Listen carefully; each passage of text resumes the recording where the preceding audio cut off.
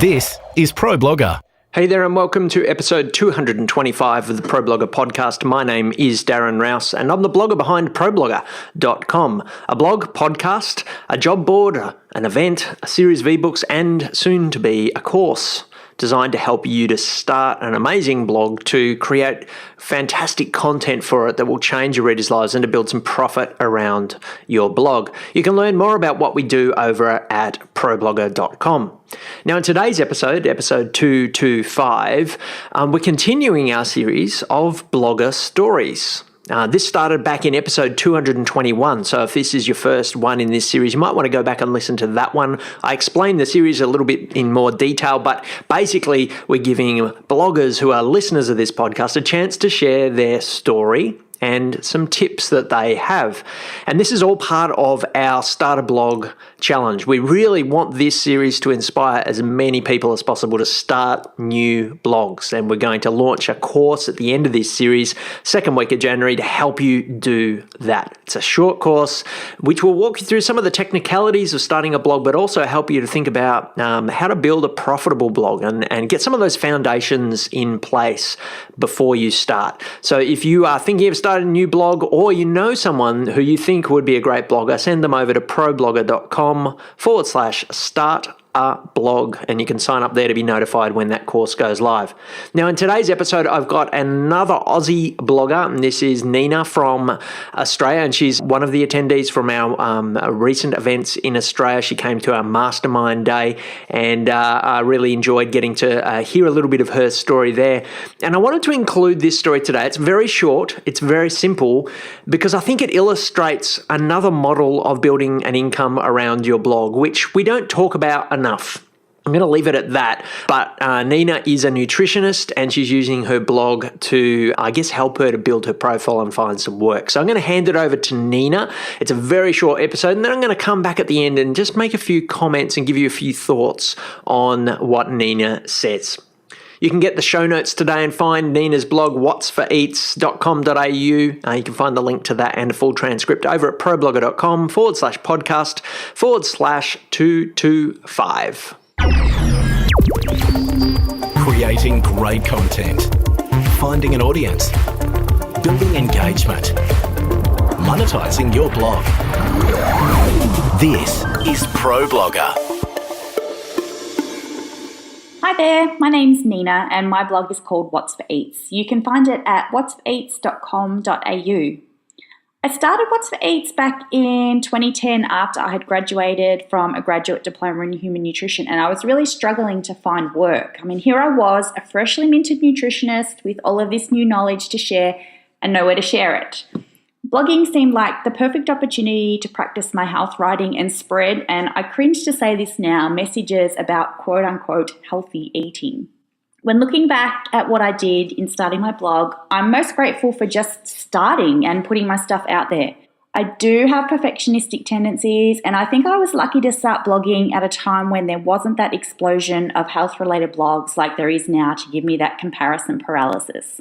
If I look back on the past 7 or so years that I have been blogging, I don't think there's anything I wish I'd never ever done. Everything I have done has been a learning experience to get me to where I am today. Without trying things to see that they didn't work for me, I wouldn't have been able to really hone in on my audience and my vision and my values. I mean, of course, looking back, it would have been great if I had have started my email list sooner or been an early adopter of using Facebook for my business or using Instagram or getting on video. I think I have to acknowledge that me going back to university to train to become a dietitian, changing careers and now working for myself has been partly due to my blog. I had an established online presence when I applied to study dietetics, and I think that didn't go unnoticed by the selection community at the university I attended. That online presence also opened a lot of doors for me once I was qualified. It was a very different story when I started looking for work as a new dietitian with an online presence compared to back in 2010 when I started my blog and I was a new nutritionist without a blog or any social media accounts. And I always thought I could only make money from my blog if I was selling e-products or doing sponsored posts and things like that. But after attending ProBlogger Evolve this year, I realized that my blog has been probably the biggest contributing factor in me generating a lot of my income as a dietitian. By having a place online to essentially sell myself and my skills, I've been approached to do work on a variety of interesting projects. I've branched out into food photography, and I've found my niche area online that I love. Essentially, success for me hasn't been about page views or email subscribers. It's been the ability to move out of the Monday to Friday 9 to 5 and work for myself, build working relationships with people I want to work with, and work in an area that challenges and energizes me every day. If I'm having to think about my number one tip for new bloggers, I understand the value in finding a niche and identifying your ideal client or audience before you start blogging. And there's also a lot of value in doing lots of planning around the structure and the look of your blog and getting content ready before you go live, all of those things. Basically being prepared and ready to go with some direction. But I think my tip for new bloggers is if you really want to blog, just do it. You can waste a lot of time in this planning and preparation stage trying to get everything just right and never end up getting to the actual blogging part of it.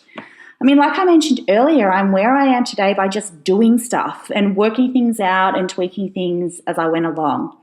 It took me a couple of years to really find my niche and my ideal audience. And while I'm not a mega online success, I've found my people and my people have found me online, and that's what's making being online and blogging just that much more satisfying.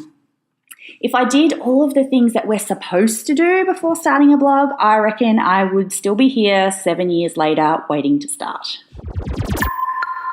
You're listening to ProBlogger.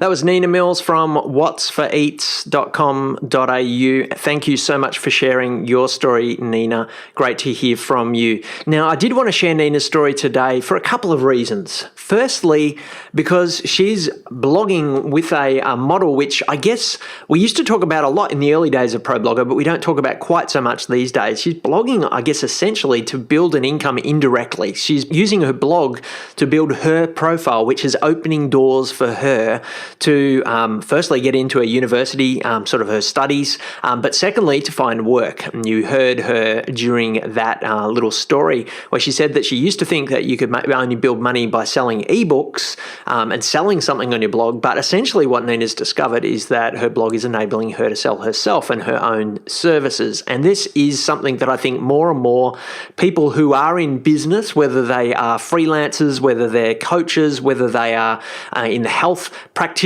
or whether they are in legal practitioners, whatever it is really, if you've got a service to sell or if you've got a business of your own, I think that is a really great reason to start a blog. And to monetize it with advertisers and with ebooks and courses and all of those types of things may actually be distracting your readers from the number one income stream that could potentially be coming from your blog, and that is the income stream of you and being able to sell yourself in some way. And so I wanted to include this story today because I know a lot of listeners of the podcast and readers of ProBlogger do have, I guess, brick and mortar businesses or businesses where they sell themselves in some way, and yet they're trying to monetize through selling advertising or creating ebooks and that type of thing to sell. So there is another way. Maybe your blog actually is better monetized by selling yourself in some way, or a combination of selling yourself and other products as well. The other thing I loved about Nina's advice is it echoes, I guess, something that I've been saying for a long time now. You can spend a lot of time getting your blog ready to launch but never actually launch it. If you do all the things and you do all the things to try and get it perfect before it launches, the chances are that some of us will never ever launch our blogs. And you heard Nina talk about having perfectionist tendencies there. That's something I know many of us can relate to. I, for one, am glad that I started my first blogs rather impulsively. I didn't allow my own perfectionism to get in the way of starting my blog, because I too think I would probably be still thinking about starting a blog if I had allowed my perfectionism to get in the way. So if you are a perfectionist, I want to encourage you to sign up for our Start a Blog course, but I also want to encourage you to find an accountability partner and to commit to them that you are going to launch your blog by a certain period of time, maybe a week or two after you start the course. We do not want our course to get in the way of you starting that blog, but we do want our course to help you along that journey. Do the work to be prepared. Do the work before you launch as much as possible, but launch. You've got to launch that thing. You've got to resist that temptation to waste so much time getting it perfect and never actually getting to blogging itself. If you are thinking of starting a blog, please head over to ProBlogger.com/start a blog. We want to see as many blogs as possible started in the month of January, early February of 2018, and that's why we are creating this free Start a Blog course. So if you know some bloggers, or if you've been talking to a group of people, perhaps a group of nutritionists that you're a part of, or perhaps it's a group of legal practitioners or other people within your niche, and you want to start blogs together, now's the time to do it. Get a group together and sign up to Start a Blog course, and we'll kick that off in the second week of January. Thanks so much for listening. This is the 5th episode in this little series. We've had a range of bloggers now, a nutritionist today. We've had a DIY blogger. We've had finance bloggers. We've had tech bloggers.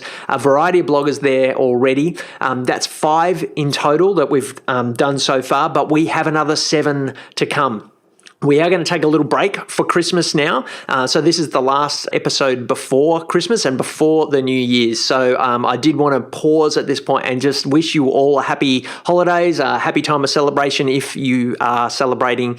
I really hope that it is a happy time, a peaceful time, and a time where you are able to find some rest, but also some inspiration for the year ahead. And I really look forward to being a part of your 2018.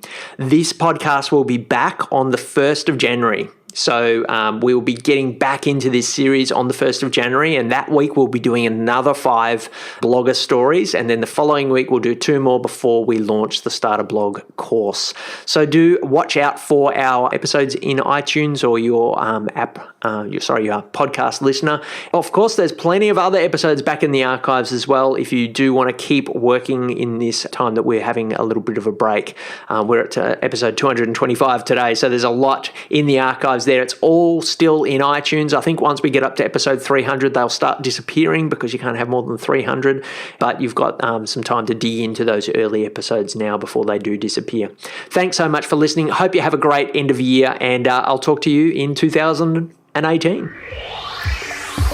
You've been listening to ProBlogger. If you'd like to comment on any of today's topics or subscribe to the series, find us at ProBlogger.com/podcast. Tweet us at ProBlogger. Find us at Facebook.com/ProBlogger or search ProBlogger on iTunes.